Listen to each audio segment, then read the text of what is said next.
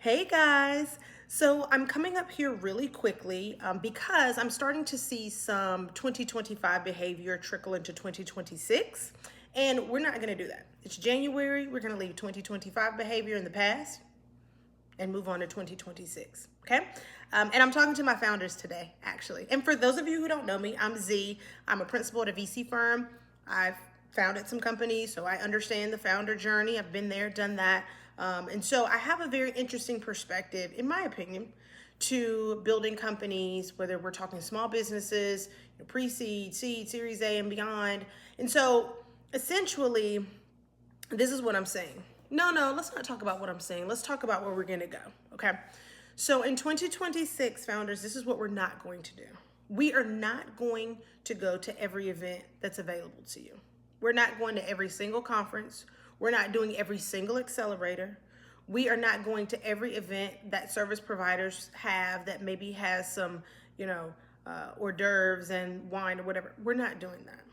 Okay, because founders in 2026, it's about taking a targeted approach to how you're going to handle your business, right? And so, while all of those entities that I just named, conferences add massive value to the ecosystem. You have to go to conferences. Accelerators, incredible. You want to be careful about like if they're taking equity or what's going on there, but you need those types of things. Service providers, we absolutely need them to grow our companies.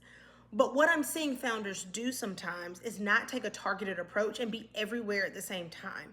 And if you're not heads down, building your business, refining that product or that service, getting in front of customers, selling your solutions, you're not actually doing the work of building and growing your business. And that's what it's about, right? And so you will burn out if you go to every conference, every event, every accelerator. You will absolutely burn out. So this is what you need to do. You need to understand what the ROI is before you go into any event. So let's say you have a few conferences or accelerators or events that you're considering.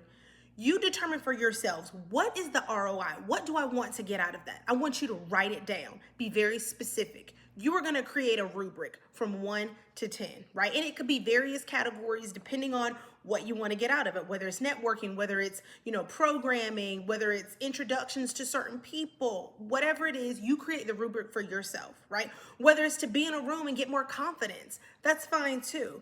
But create that rubric for yourself. After the event is over, I want you to then go in and fill that rubric out.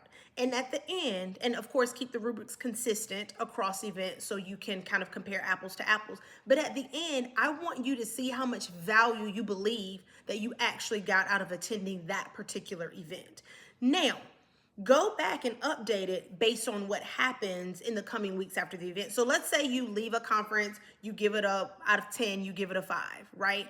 But then 6 months later, you get a $500,000 investment from an investor. You probably want to go back and change that 5 to like a 10 or at least a 9, I would assume, right? And so all I'm saying is be intentional, founders. You cannot do everything. You can't be everywhere at once, so don't try to be, all right?